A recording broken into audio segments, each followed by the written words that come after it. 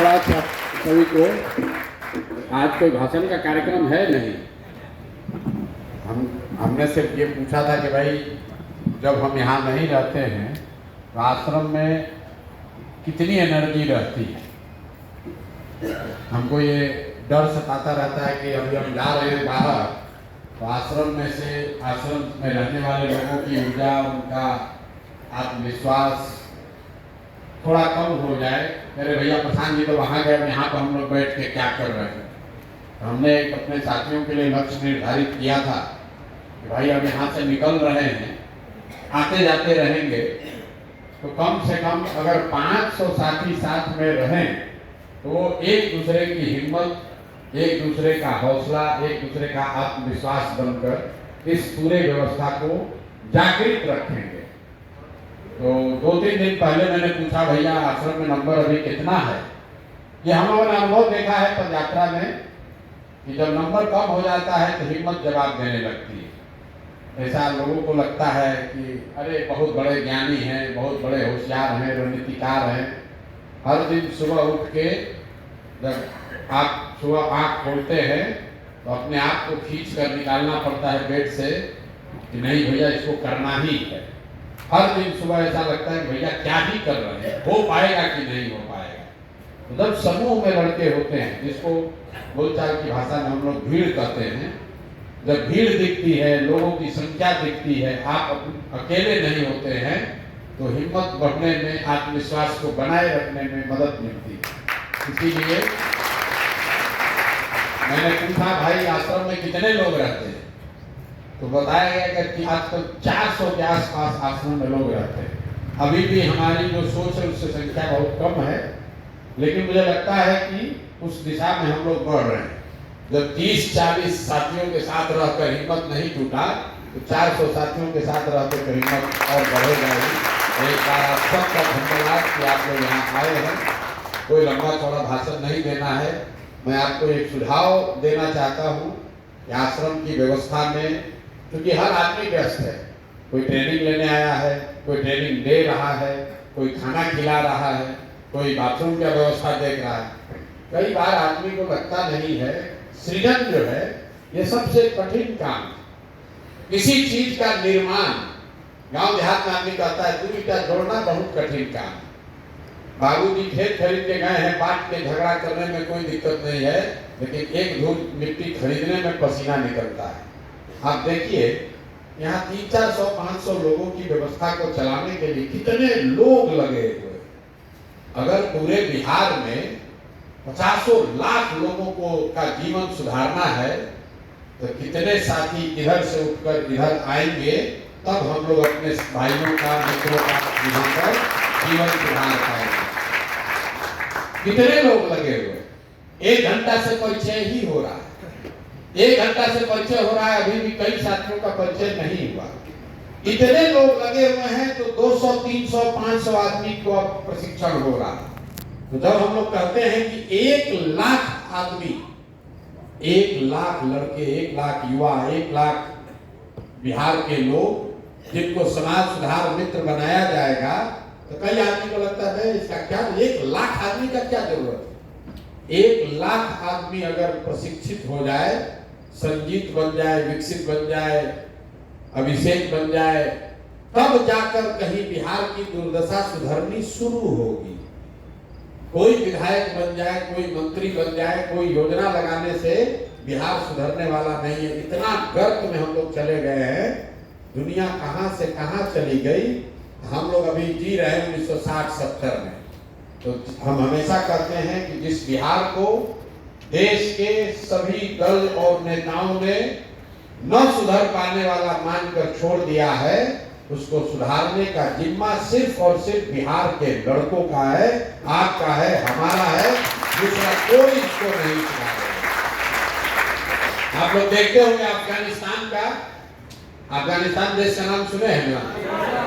आज से 30-40 साल पहले वहां सोवियत रूस पर था, वो लोग आए उस पर कब्जा करके कि हम लोग इस देश को बढ़िया बना देंगे। वहां का आदमी ऐसा है कि लड़ते लड़ते लड़ते उनको सोवियत रूस को मार के भगा दिया वहां से, लेकिन माना नहीं। फिर 20 वर्ष आपस में लड़ता रहा। फिर अमेरिका वाले लोग आए, कहा रशिया नहीं सुधार सका, हम लोग सुधार देंगे, हम लोग पास बहुत रुपया है। अमेरिका वहां 10-15 साल तक रहा। अमेरिका के साथ कई साथी देश के लोग, वहां के संसाधन, वहां के एक्सपर्ट, विद्वान, यूनाइटेड नेशन सब लोग गया अफगानिस्तान कि हम लोग इन लोग को पढ़ाना सिखा देंगे, ये लोग को लड़ाई बंद कर देंगे, ये लोग को जीना सिखा देंगे, ये लोग को मॉडर्नाइज कर देंगे, विकसित कर देंगे। अब सब होने के बाद एक समय आया जब कहा भैया तुम लोग को प्रणाम कर रहे हैं, हम लोग जा रहे हैं, जो करना है करो।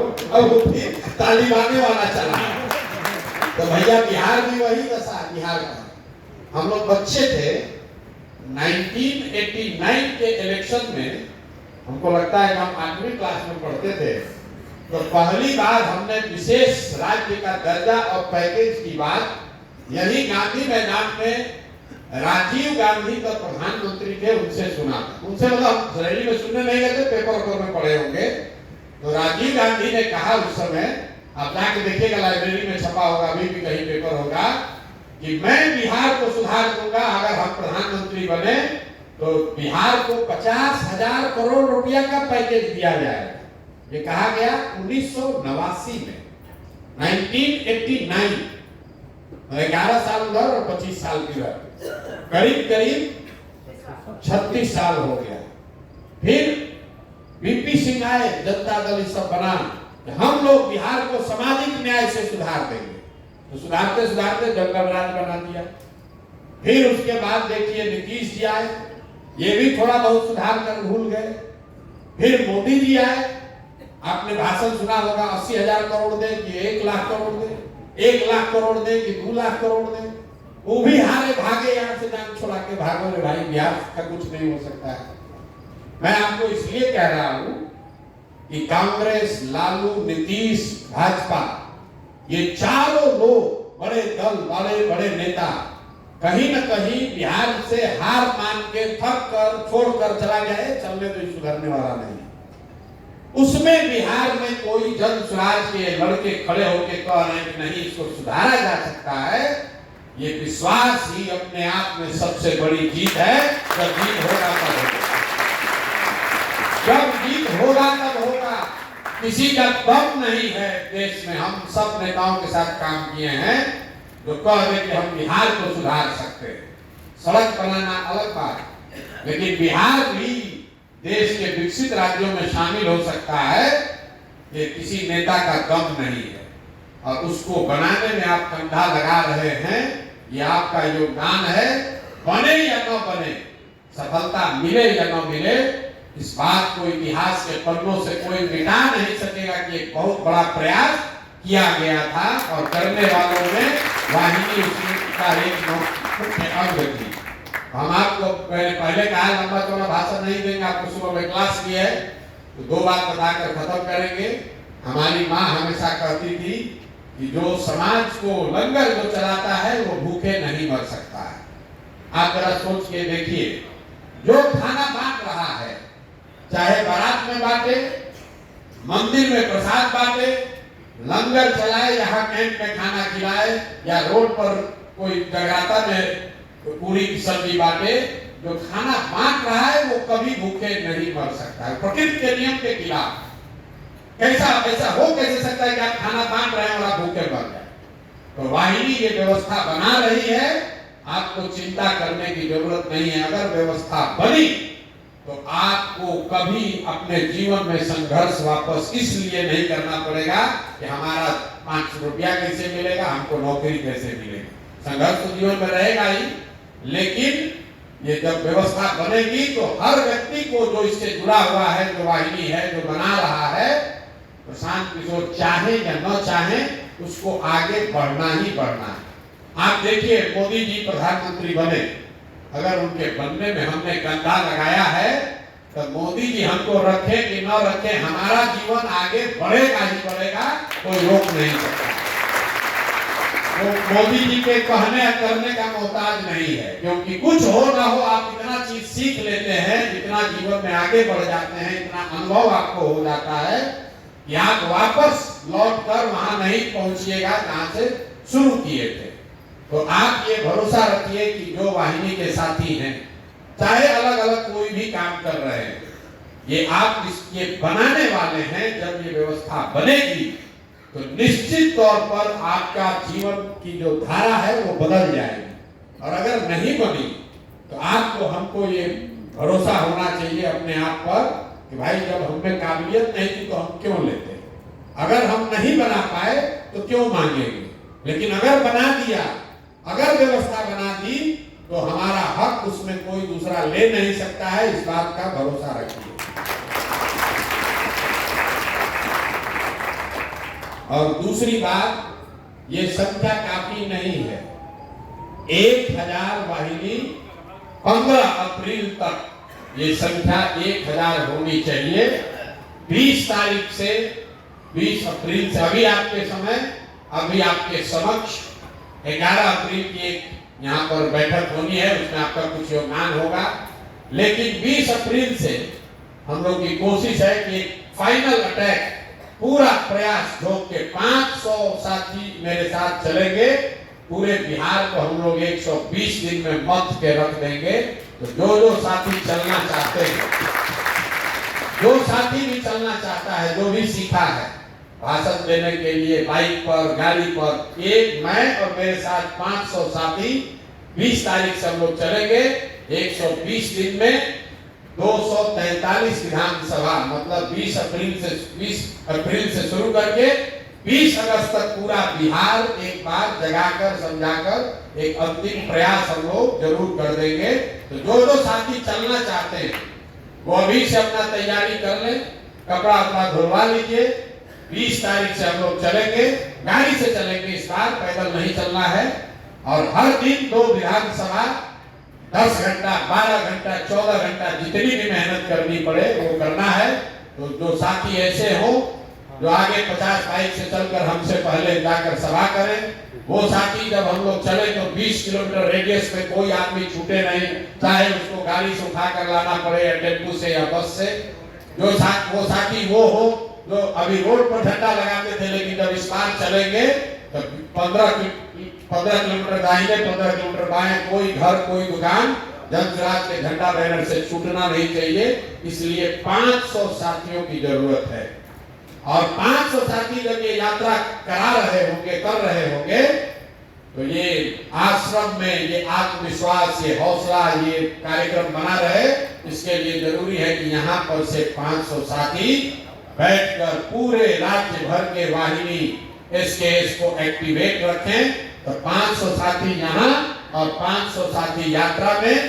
इसके बाद 20 अप्रैल से बस 2 ही काम है। 1000 बिहार के युवा, जो 500 आदमी यहाँ से रहकर पूरे बिहार के 1 लाख एसकेएस और वाहिनी को सक्रिय करे, और 500 आदमी हमारे साथ चले, जो हम लोग पूरे बिहार को जगाएं। एक बार फिर से प्रयास करें कि चुनाव से पहले हर व्यक्ति तक बात जन स्वराज की पहुंचाया जाए।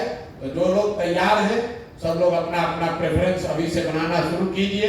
कौन भाषण देना चाहता है, कौन मोटरसाइकिल पर चलना चाहता है, कौन झंडा टीम में जाना चाहता है। हम अगले 10-12 दिन यहाँ रहेंगे 2 तारीख से, तो आप लोगों से बात भी होगा और सारा ये टीमों का गठन हम लोग कर लेंगे।